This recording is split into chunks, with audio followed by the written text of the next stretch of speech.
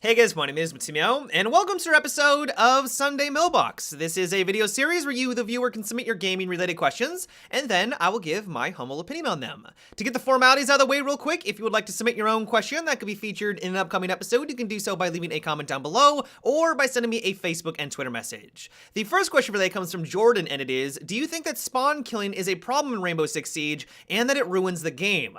Well, I will agree with you that players that try to spawn kill are the lowest of the low. And I'm talking about the people that actually physically run outside of the building just as the round starts so that they can get an easy or potentially a free kill on someone who is unsuspecting in back alley on bank, for example. People that do that, I think, are pretty scummy. But honestly, it doesn't bother me anymore.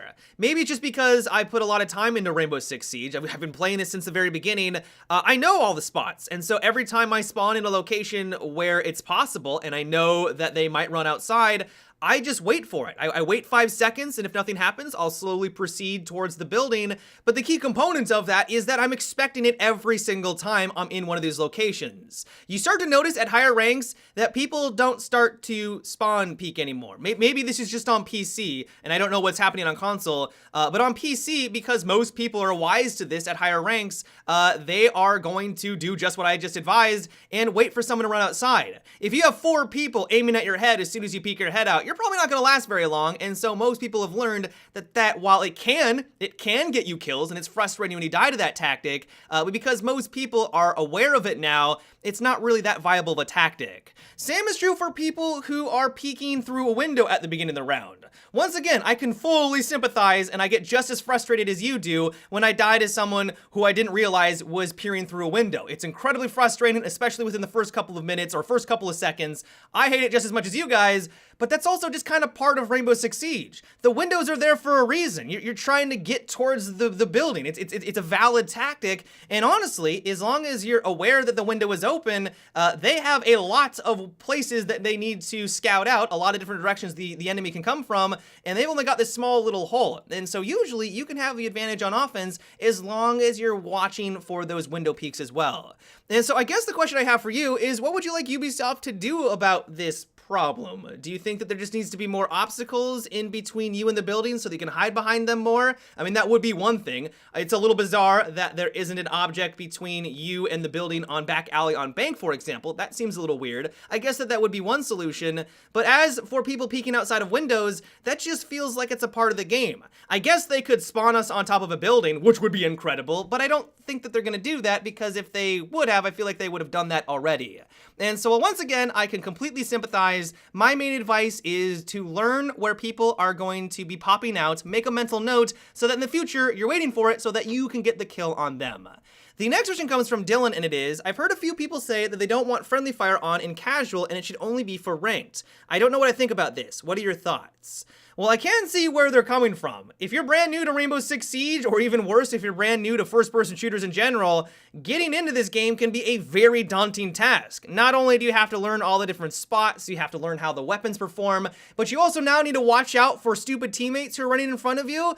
Like, it can all be very chaotic, and so to have that little safety net where you don't do any damage against a teammate, I can see why they would want that added into the game. That said though, I don't know if this idea would work, because this would be a very large difference between ranked and casual. Ubisoft has made it abundantly clear that they have gone out of their way to ensure that ranked and casual are very similar. Sure, there are a couple of exceptions here and there. The ranked timer, for example, you can't pick where you spawn, and there's more rounds in ranked. That's about it. Everything else, the way that it plays, is identical between the two game modes, and I think they want to ensure that that stays the same into the future. If you're someone who plays casual all the time and you get used to just spraying at an enemy even if a teammate's nearby, you're going to be conditioned to do that in ranked, and so that when you do move on over into the other mode, you're probably going to have a hell of a lot more team kills than you're used to. And while sure, you'd probably get comfortable with that as well, I think that's something that Ubisoft wants to avoid. One thing this would be great for is that if you're really frustrated though, you've been playing a lot of ranked and you've been getting team killed constantly, jumping on over into a mode where it's no longer possible. I hear team killing is a really serious issue on console right now, so this might be one way of solving it. Just no longer having team killing on console would make that a hell of a lot better.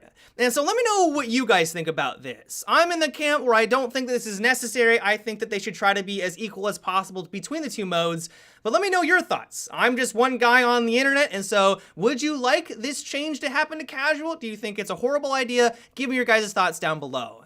The next question comes from Gabriel, and it is, what are your thoughts on the new Jackal operator? To me, it seems Ubisoft is leaning towards Black Ops 3 territory into the future realm of FPS, which is something I know nobody wants in Siege.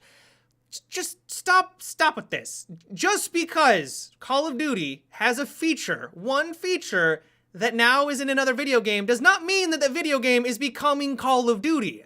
This is, I don't know why this gets under my skin as much as it does, but just because there is some feature in one game does not automatically mean that that other game is becoming that other game. That's just not the way that the world works. If you said that you're worried that the game is becoming too futuristic, I would have been, yeah, I kind of agree with that. It's a little weird that we now have an operator that can look at footsteps. It's kind of odd that we now have a drone that can go invisible. I would be on board with that idea, but you had to include Call of Duty. There is just something about gamers that they just get off on ripping into COD. And while I know it may not be your cup of tea, it's not the devil. It's not Satan. It's not the worst thing ever. It's a video game. And if I had to take a guess, it's probably not even the first one that allows you to see footprints. I don't think COD revolutionized boot prints in first-person shooters. What I am interested in, though, is how this is going to be changing up the meta. One thing that someone brought to my attention is that maybe Caveira's silence step is going to negate that entirely. Maybe he can't see her footprints when she activates that ability.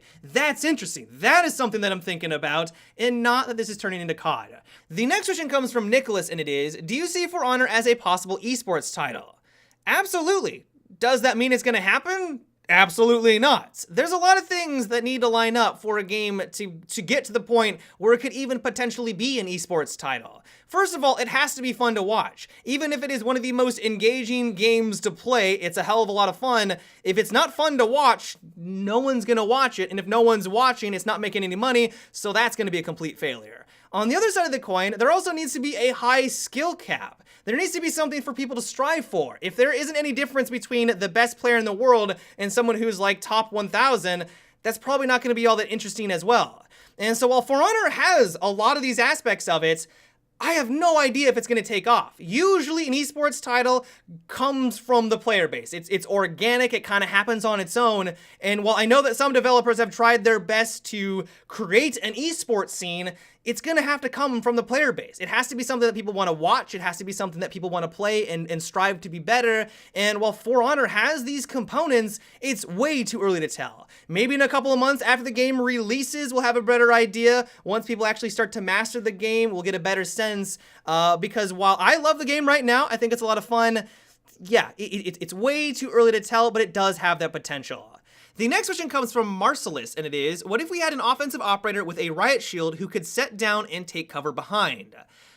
That is an interesting concept. I can already think of a lot of examples where this would be immensely helpful for the offensive team. If you're playing on bomb and you have the diffuser, all you would need to do is place down your shield, start making the diffusing process happen, and then camp behind your highly defensive shield.